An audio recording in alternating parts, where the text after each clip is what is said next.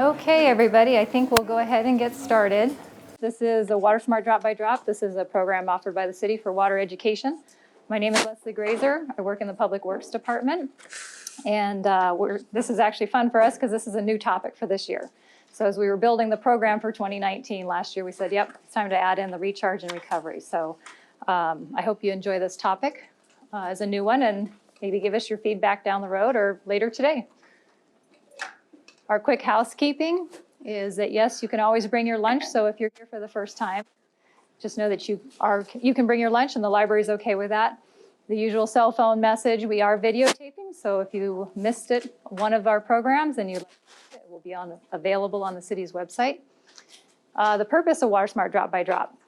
We could see that we had a lot of new people coming into the area. We had some complex issues that needed to be discussed. And we thought this might be a good forum, a monthly session on different topics to help people out. And then the format of the program, there are fact sheets. Those are on the table in front of you. They're also available in the back. If you do want a copy, they're available on the city's website electronically as well if you don't want to take the paper. So lots of different ways to explore this topic if you don't make it to one of our programs. And then how we set this up is we try to provide the content for about 30 minutes or so. We can take questions here and there, but we definitely save time for the group to ask the questions they'd like to ask, and then we disperse so that if you have a specific question or maybe a question that's not related to today's topic, you're welcome to ask any of the staff members here, and we'd be happy to help. So just a reminder of where we're at. After today's program, we'll have 3 more. We'll have the Big Chino Water Ranch, Water for New Development, and then we'll be wrapping up the 2019 program and looking forward to a 2020 program. So this is straight off your fact sheet. Recharge and recovering it is a topic today, and there's a lot of different words used to describe this practice that's been in place actually for quite a long time. But if we look at just the recharge side of things, that's natural or man-made process where water infiltrates back down into the ground and may later rejoin the water table. And we say may rejoin the water table because it might be taken up in the capillary zone where the plants, you sent it down, but the plants are grabbing it, or you're interfacing still with the atmosphere. And so that's just the physics of water. Recovery is done with the use of a well and a pump to take the supplies that you put down, either yourself, man-made, or naturally back out of the ground. So that's how that piece works. And then we'll just talk about how the city operates an aquifer storage and recovery facility. We just call it the recharge facility. And it's to meet state requirements to improve groundwater supplies. That's all on the left side of your fact sheet. So we'll look at this a little closer. And can you turn the lights off? If I turn off the light, yeah. Can I turn off the lights? The video. Let's turn off for just a little bit so we can see it, and then we'll turn it back on. Is one good? The other way? Does that help a little bit? Okay, so we'll get our lights back on a little bit, but we need stronger projection, I guess. So natural recharge. There's always 2 components of recharge, is what happens naturally and what man does to try to move water back down into the aquifer. So this block diagram represents natural recharge. So it can be occurring in your stream channels and moving down into your saturated areas, or the rainfall on the surface also makes its way down. Same idea that some is going to evaporate back up, but we all know that living in a desert. Or you can do a couple different styles, man-made. One is recharge basins, where you make a depression on the ground, you pond that water and it infiltrates down. Or you can do, and I'm just going to use this as actually a injection well, you can also force water down into the ground. This diagram is showing extraction, but just think about it going the other way. And some wells are capable of doing both. You can put water down and pull it back up. Good example of that in Glendale. They worked on those back in the 90s for their water supply. And then another way to look at it is where it's hitting. So this is pretty indicative or similar to the Prescott area. We have a hard rock zone, so most of us, where we're sitting right now, is basically we're on hard rock. The aquifer system's out here in Chino Valley. And so if we do have mountain block recharge, it's making its way through the fractures and it might make its way out this direction. It might drop down into those fractures and pop back up in a low spot, or it might move out of this water body that's ponding it because it's full and spilling and recharge out onto the surface and drop down into the system. So once again, a block diagram, but looking at it from another direction. So not to confuse, but in the science world, we like to talk about mountain block recharge. We like to talk about mountain front recharge. And today we're just going to talk about recharge in general. But there's a lot of different components to it. So why do you artificially recharge and recover water? So this is straight out of the Department of Water Resources literature. So underground water storage, savings, and replenishment, or recharge facilities, is a means for storing excess water supplies so that they may be used in the future. Artificial recharge is an increasingly important tool in the active management areas of Arizona to meet the goals of the Groundwater Management Act. And so we've had discussions on this earlier in the year, and I'll step back as much as I can, but those are some base things you need to know when water is being discussed. So the Groundwater Management Code was put in place because we knew we had increasing populations and limited water supplies, and we knew we were going to have growth in certain areas. And so those codes set forth quite a bit of the structure of what we live under regulatory-wise today, which is almost invisible to the general public. You generally don't see those details behind the scenes. So it ensures an adequate supply for the purpose of satisfying current and future needs. It's both practical and cost-effective in Arizona's desert environments. So just looking statewide, there has been about 11 million acre feet that's been recharged. This is statewide. The dominant water supply is the CAP water, so the Colorado River. So they bring that into the Phoenix and Tucson areas. And so you can see, let's see if I can get a scale on here. 0.9 million. Effluent is the next piece. Surface water and Plan 6 we won't even talk about because it's not a topic for today. And then long-term storage credits. So Phoenix has a big block. They've accrued about 6.6 million. The Pinal area, which is the Casa Grande area, they also get CAP supplies and they use them for recharge and use 2.6.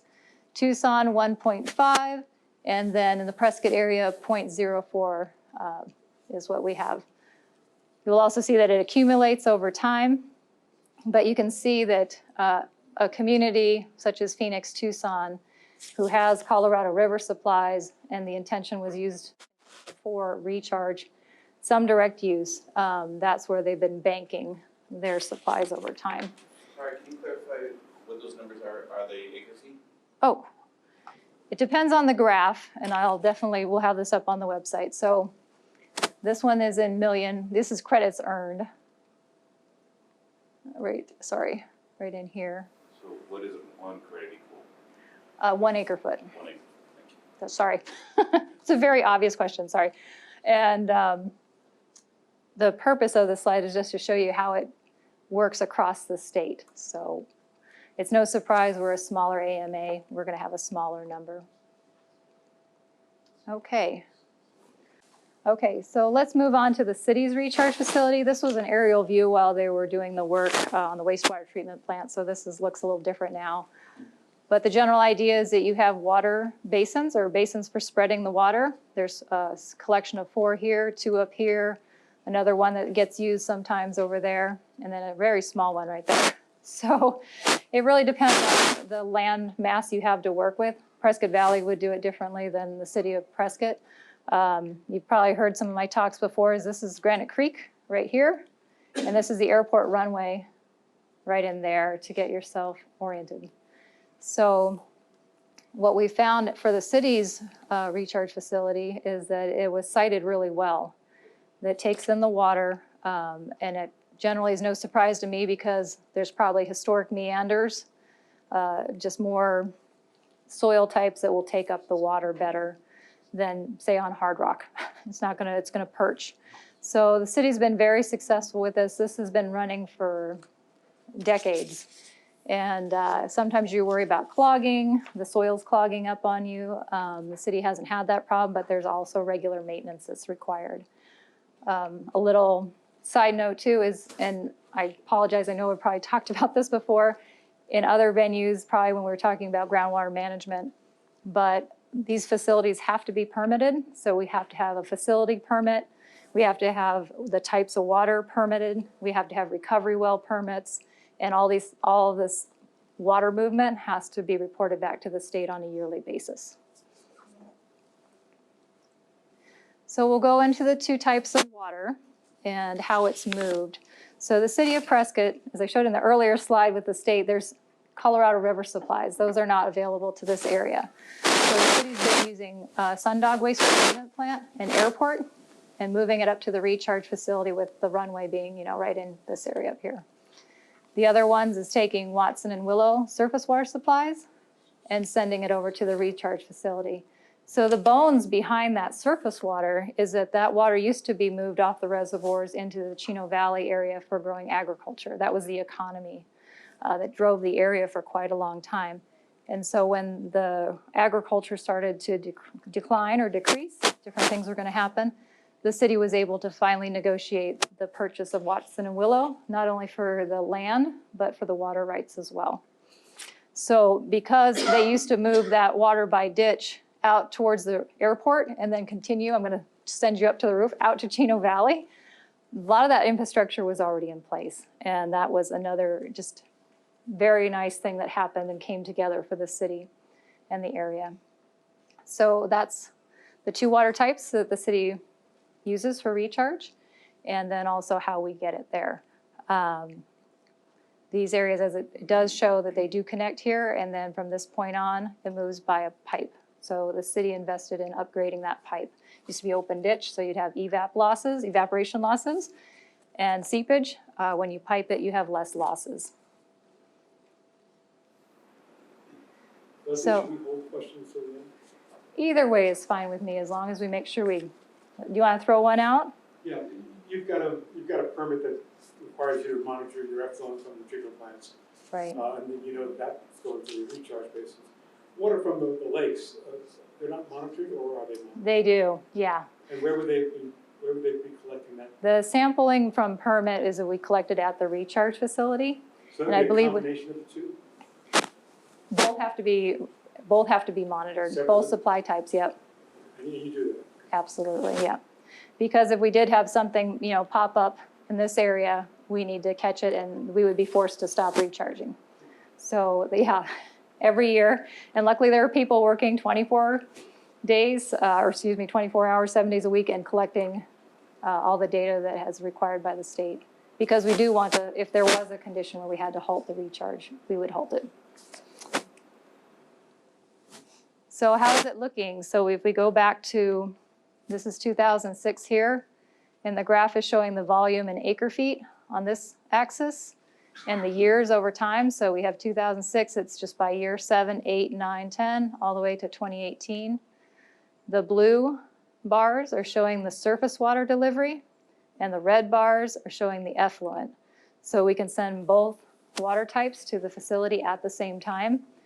Because there is reporting, we are super smart to make sure we know what's going into what basin, and it's recorded on a daily basis so we can assess evaporation losses, because obviously it's exposed to the air and we don't get recharge credits for things that are evaporating away. So you can see over time, 2006, we had very little movement of water. 2007, no surface water was moved. So I'll throw a question out. Why do you think no surface water might be moved in a particular year?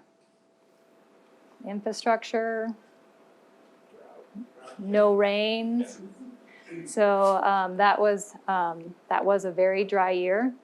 And so the city, and I apologize, we are delivering this for the first time, recharge and recovery, so I hope I'm not jumping all over the place. We'll probably have this one settle in a little bit more. But another caveat is that the Watson and Willow Lakes have a conservation pool. So there's a certain level that the city won't pull the water down below because they want to keep recreation available. Also, it's an important birding area. Also, we like to fish in that area. We like to go kayaking. So if it hits the conservation pool, then we won't pull water any lower. So that's set in kind of a side document that we use for operations and maintenance. So that was definitely 2007. Oops, let's back up a little bit. And I'll just keep walking through this, but overall, let's look at the green line. So what we see over time is that if you add these two bars together, it shows you, what our recharge patterns look like. And so they fluctuate. And predominantly, you're going to know that it's the surface water fluctuating because that is a supply that you have to wait to come to you. The effluent just kind of keeps coming as people use supplies and send them back to the facility. So if you watch the red lines, the bars, they're fairly consistent. It's the surface water, and it's not any surprise there. So let's look at, say, a high year. That's also very interesting. So when we've had the winter snowpacks and then a rain on top of it, and we have a huge amount moving, this is another condition that we work with at the city, is that if our reservoirs are spilling, shouldn't do that, if our reservoirs are spilling at the city and Salt River Project downstream from us, their reservoirs are spilling, then we can start recharging before April 1st. So we have to watch all these details because we can send the effluent over anytime to the recharge facility. We want to make sure we meet our contracts out to golf courses and things like that first. Any excess surplus goes to the recharge facility. On the surface water side, we have to wait for April 1 to show up to start our recharge season of surface water, and then we have to end by November 30th. However, like I said, if we have a really wet year, and this is a really good example, we have a really wet year, good snowpack, and then we have rains on top of it, and we start flushing water off the watersheds throughout Arizona, and we're spilling, and Salt River Project is spilling off of the Verde chain, so that's Horseshoe and Bartlett, then we're able to start earlier. And so 1 year, and even this past year when we had heavy snow, and it came at once, we were put in a condition where we could start early. So we have a really nice working relationship with SRP. We're watching, they're watching, and then boom, the email hits our system, and it's time to open up and start recharging. Surface water. So looking at this in another way, I've presented this picture before to you, and so just to get your bearings, it's important to know about the Prescott Active Management Area, and then we're sitting pretty much right about here on the map. And what this heat map is showing where water is more transmissive and less transmissive. So I should just read the definition, the rate at which groundwater flows horizontally through the aquifer.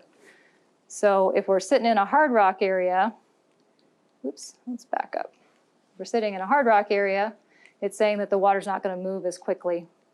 But when you hit these bluer areas, it's going to move quicker in those groundwater sediments. So once again, for like where are you? The recharge facility sits right about here. So it's a good location again. And so not only are you looking at how well the water moves through those upper soils, but then it has to hit aquifer and it has to move out.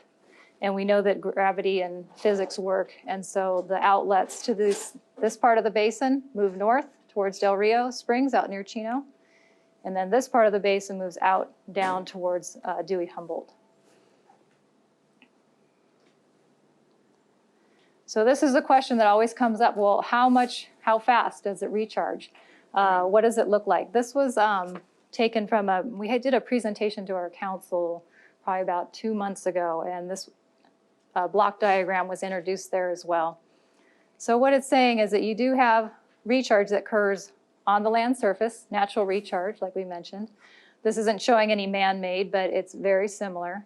If you are recharging really close to, this is a well, really close to the well, it might take days to move towards that well and be available. If you're a little further out from that well, it might take years.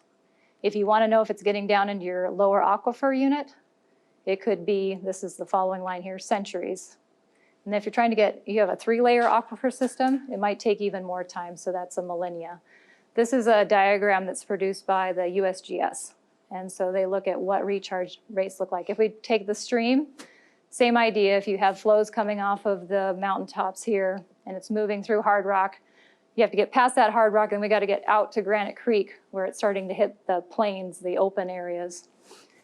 And so it has another interesting pattern where, you know, this rainfall here might transmit itself towards the stream in days.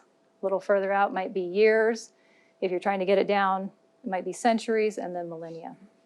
So this is just a good reference to think about how those things might work. If we had a recharge facility sitting here, it might take years to move to the stream. I was going to think of another example, but I saw your hand go up, so I'm trying to answer questions at the same time. A confining bed, is that a particular geologic formation? Okay, thank you. I think that's really important. Soil rock? So we moved through these topics, and we actually had a topic last month on groundwater. Is that correct? Right. Okay. So let's make this look a little more like what you would know in your area. So of course we have the land surface, and everybody knows roughly what that looks like. We have an upper alluvial aquifer, so it's mostly sand and gravels here.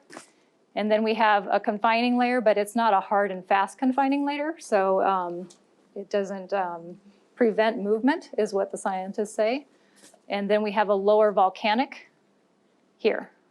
We don't have a third aquifer. Phoenix area has a 3-level aquifer system, but this area does not. So I guess just to recap, if we have a recharge facility here, we can kind of get an idea of what it might be. If we look at, as an example, we back up real quick. We go back to this diagram, or this photo here. So here's where we're putting the water down, and then we have a well that we use to pump the water back out, and it's permitted only to go to the golf course. It can only go to turf facilities. So we can see in that well and the wells that surround this facility, because we have to watch how it's mounding underneath the ground, we can see that there's a quick travel time. And we'll get to another slide because I do have it in here.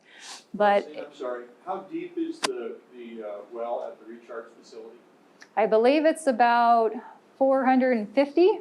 Water levels, we see them mostly at like 100 or less. If we hit a certain area, then we have alert levels. And if we hit alert levels, then we have to stop recharge. Yes? So you've had centuries on there for some of the recharge. So how much of our recharge goes in the centuries category? I mean, is there an amount or a guesstimate? Right, so this is always the question that I get asked. And your guess is kind of as good as mine. The best way, oops, let me back up.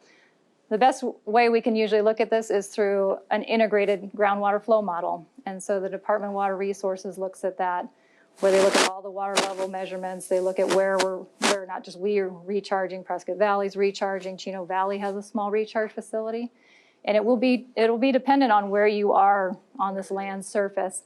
And I'll see if I can find it. I was going to add it to the presentation, but there's a really good video out if you look at groundwater recharge. It shows a block diagram, and they talk you through different kind of aquifer types. There's some that are going to just kind of recharge at the same rate because of the structure of their geology. There's another, the Trinity aquifer behaves much differently, and so you can have two people who have wells, neighboring properties, but they drilled into one area that seems to produce water better, and the other one doesn't. And we have some of those conditions here too. Yes, sir. You said that water from one of the recovery wells goes to the golf courses. I thought the golf courses took the effluent directly. We have some, okay, we'll clear up that point. Some have, well, they always have direct delivery, but if we are short on supplies at the wastewater treatment plant, summertime is a good example of that. They need more water. Then we recover water out by the recharge facility to augment their needs or to just plain meet their needs. Sorry, that's a good clarification.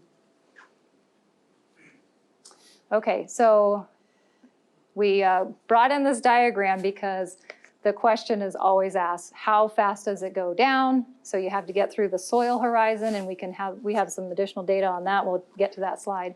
And then how quickly does it transmit through the aquifer system? And it's depending on where you're at. So I can never give an exact answer, but you know that it's a physical system, and physical systems behave differently depending on where you are in them sometimes. They're not, the term usually uses homogeneous. If you have a homogeneous geology and everything's the same, then you have you can tighten down how you speak about it, but we don't have that condition.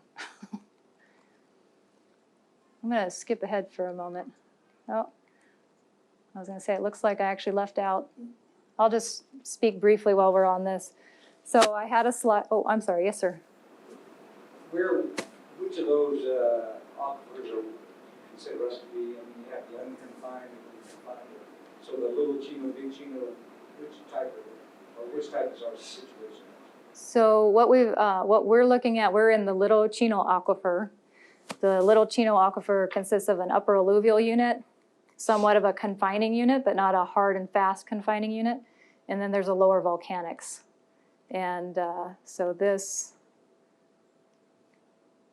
would kind of show you that the darker blues in general, that's generally going to be your lower volcanics. Where do we pull our water from? The city wells are from the lower volcanics. Well, let's clarify that. There's always more to it. I apologize. Everybody wants a quick and short answer. As an example, though, too, near the airport area, the city has expanded and have airport wells as well. So they're going to be pulling a little bit different. They're not going to be in the full alluvium as the main well field is. So main well field out in this area. Here, it's going to look a little different. Okay, so I did have a slide, and I'm not sure why it's not on my PowerPoint, but we have to track the infiltration rates in these groundwater basins. So let me back up again so we have a visual to look at. With each one of these cells, just a recharge basin, make sure I don't mess up the terminology.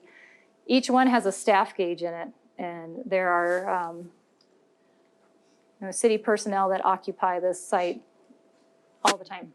So part of what they look at is when the city's under a recharge condition, which we generally are because we're generally always moving effluent supplies, then there's a staff gauge in here, and the staff gauge is like a meter stick that sticks up, and it's incremented. And so they can track how the water's moving down. So visually they can see, that base can take more, but more so we have to report back to the state of how well our recharge basins are working. And so one of those measures that we have to have in place is a staff gauge, and then how fast it's going down, what the percent coverage is on that cell, and then of course that's what leads to the evaporation losses. Those have to be calculated in. So even though we said, we moved over 1,000 acre feet, we have to know that we have to take the deduction off for evaporation, and then the rest is considered viable on the annual report.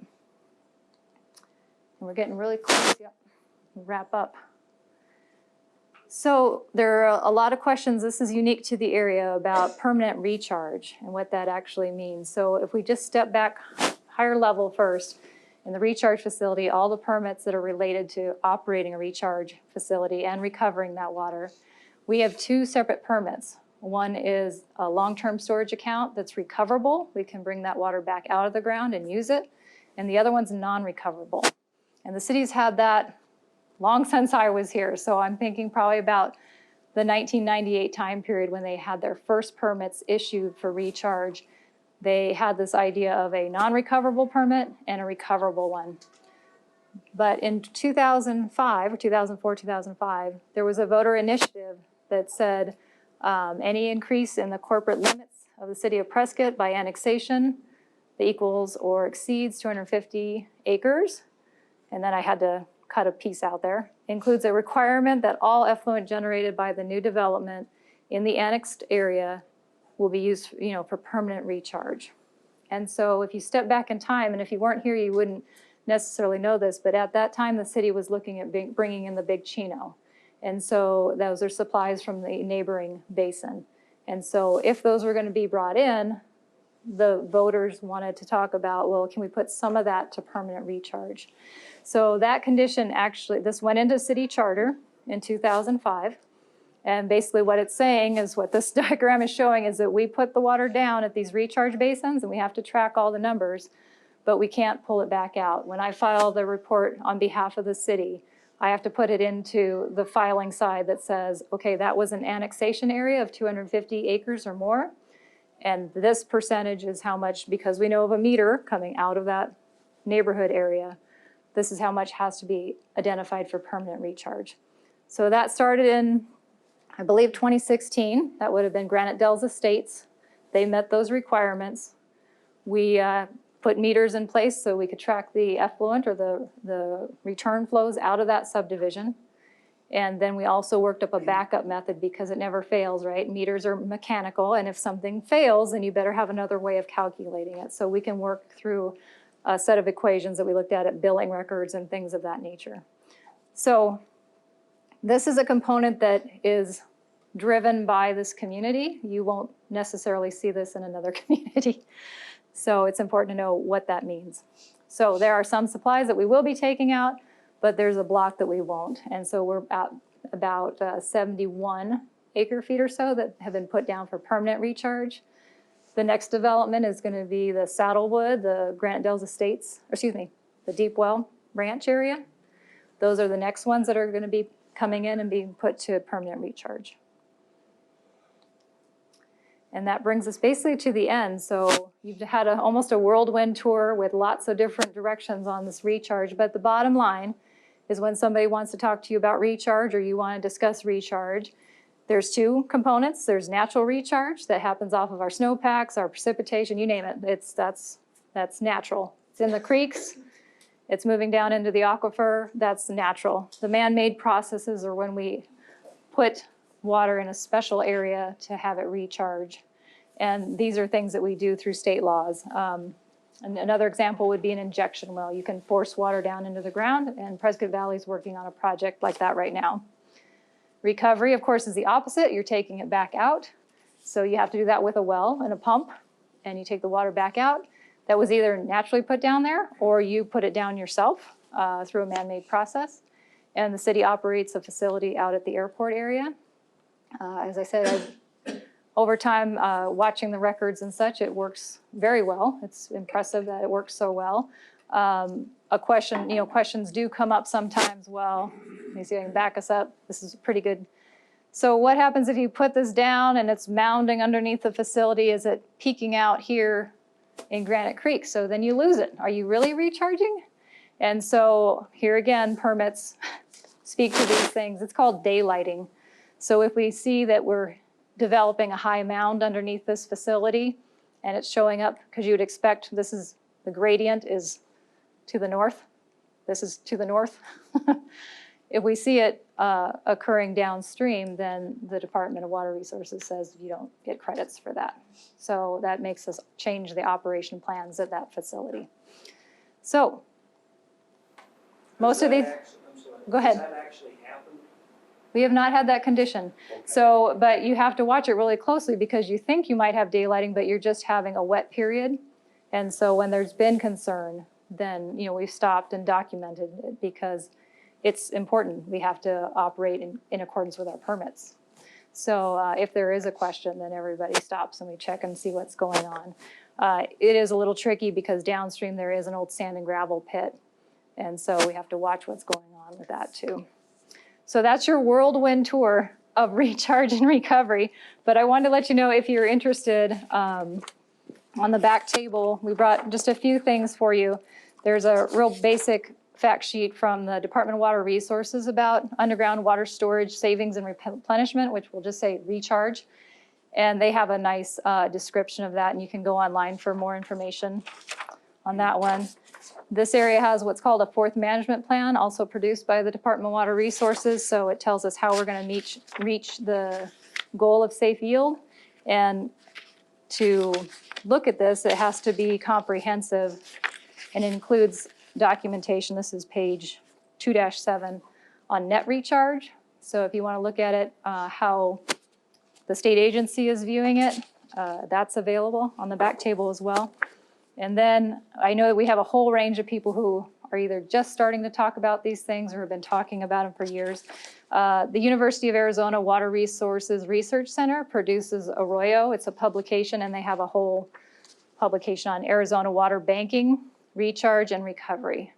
So if you're interested in any of those, they're on the back table. If we run out, I have an extra set up here, and you're welcome to grab one, or we can email it out to you, or you can probably find it online too.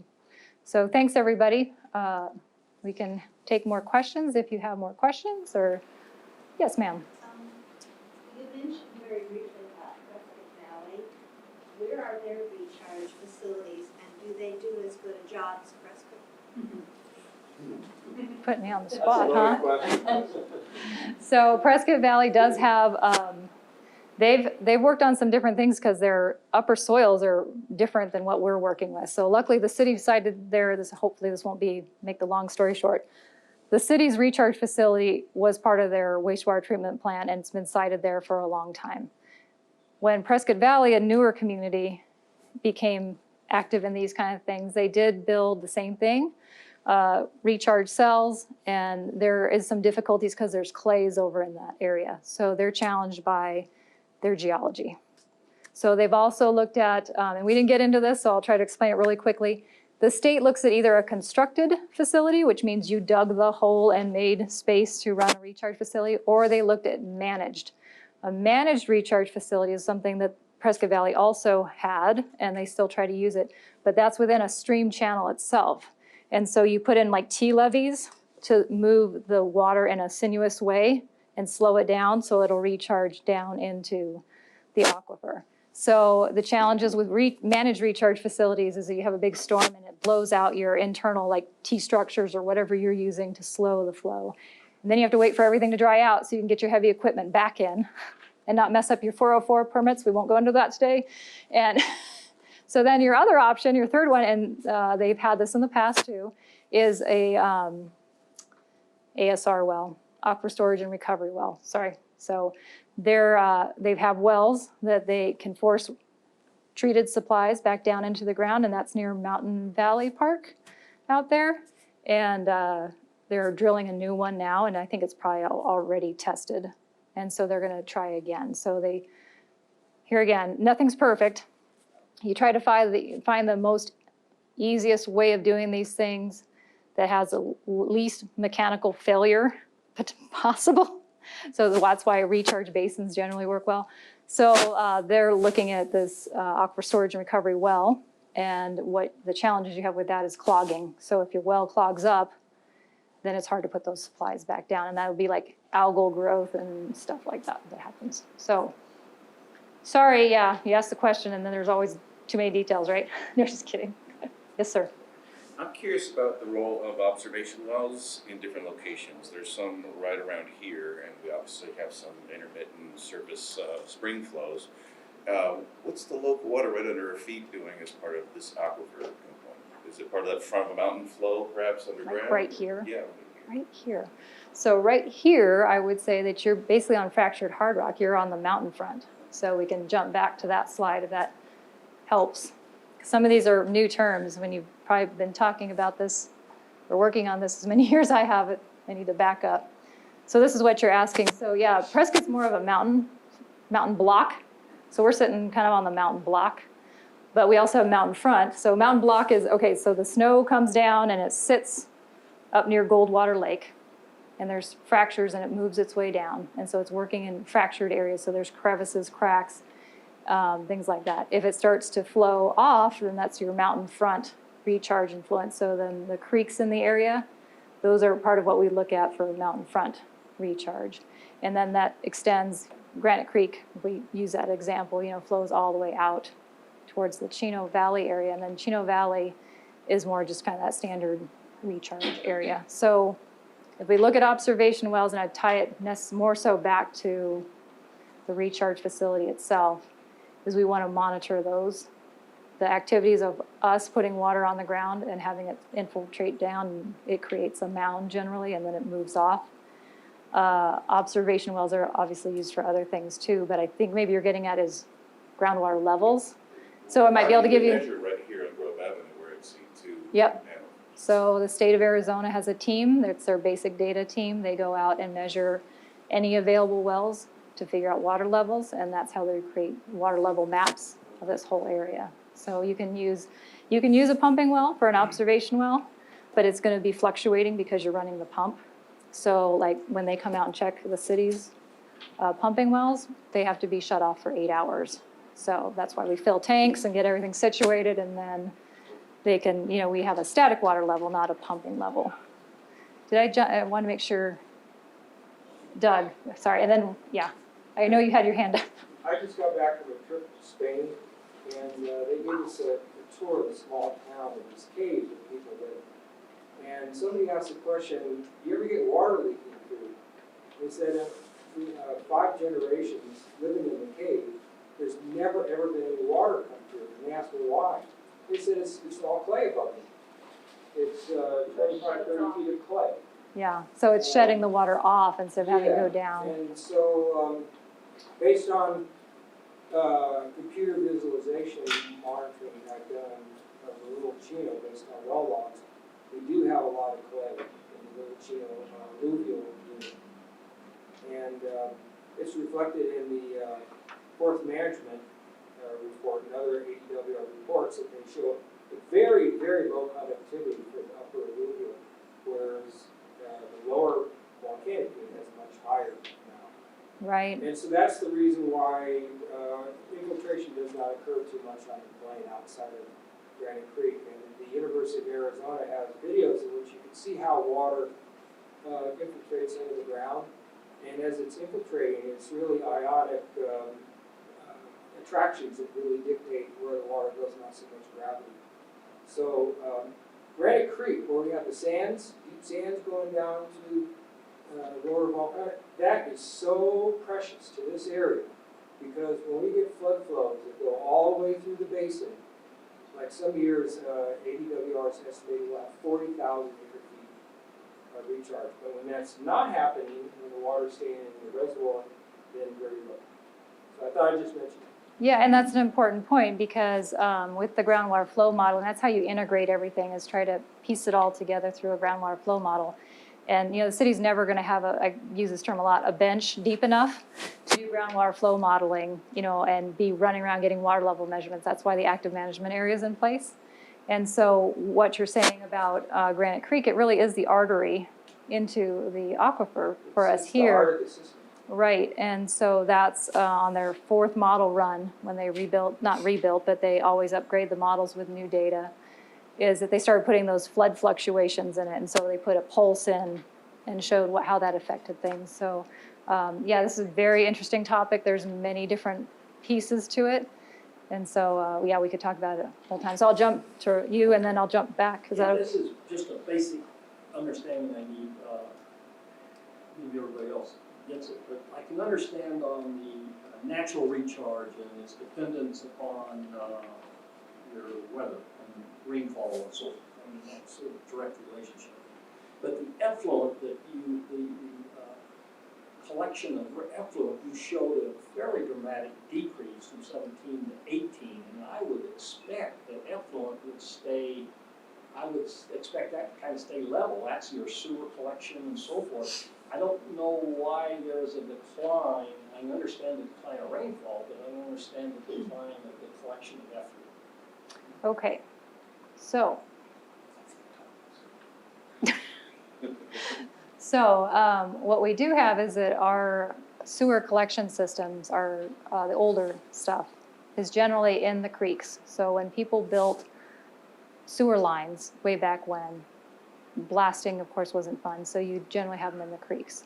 So we get a little influence from what we call it, I call it I&I, and I'm getting stuck right now, but incidental, basically recharge, or incidental into the system. So that's what's affecting, I believe, this a little bit, is we don't have that huge fluctuation. It's not a big fluctuation, but if we have a wet year, then we're probably going to be taking on a little bit of stormwater. And that's just the way it is. I mean, even in the ponds where all the treatment's happening, they're open to the atmosphere. Okay. And so you're taking on water. That effluent's And then you not gotta totally effluent, it's also. It could be stormwater flows, things of that nature. So those are the things that happen. And either way, you have to move the water. You can only pond so much at the wastewater treatment plant before you have to move it to the recharge facility. And then, yes, sir. I have a couple of questions, Leslie. It looks like there's a barrier between the Big Chino Aquifer and the Little Chino Aquifer, but it doesn't look like there's a barrier between the Little Chino and the Agua Fria. What is the relationship between the Little Chino and the Agua Fria? Okay. I do have a map here that might Oh no, maybe it's at the very beginning. Let me keep going, sorry, don't mean to make everybody sick. Okay, we're gonna have to look past this as much as we can. So this is the outline of the active management area. And then basically cutting along the roadway system here is generally how the two sub-basins fall. So this area is the this is the Upper Agua Fria sub-basin of the active management area, and this is the Little Chino sub-basin. So there is communication across it, but state law defined not only the groundwater basins, but then the sub-basins. And so there is definitely going to be communication. I mean, if there are wells that are pumping hard over here, they're probably going to draw some water over from the other side. It's not a wall by any means. Does that help? Yeah, it helps, and so with how deep are our wells out in Chino? They can be up to 800 feet deep, and then the water levels come up to probably 300 Okay, feet. so how are we experiencing reductions or increases in water levels at that level? So I apologize. We had this topic last month. We went through the whole groundwater and levels and things like that. So if we're out in this area, and I don't have it, well, yeah, I don't have it with me today. The state prepares groundwater level maps, and so they're showing declines in this area. But those are declines that have been occurring since agricultural period, 1940s, earlier. So, I'm sorry. Is that, so they're declines, and so the Department of Water Resources puts together maps based on water levels. They draw the contours, and so this area is showing declines. But once again, it's not a surprise because Is that declines year to year or declines over a long period of time? They do both. We can pull a map of that maybe another time, or I can send it out. They can look at a time period of 10 years. They can look at from year to year, but year to year doesn't really tell you a whole heck of a lot. You really want to look at your long-term record. So the long-term record is showing declines. Is it serious declines or is it minuscule declines? Well, yeah, I think that kind of goes back to the recharge again. Rates is that depending on where you're at, it would be serious to you. We can use an example of Equestrian Estates on Williamson Valley Road. American Ranch came in across the street, and so when they put down their wells deeper and started pumping to get that development started, then Equestrian Estates started having dry well conditions, so that was very serious to them because that was affecting them.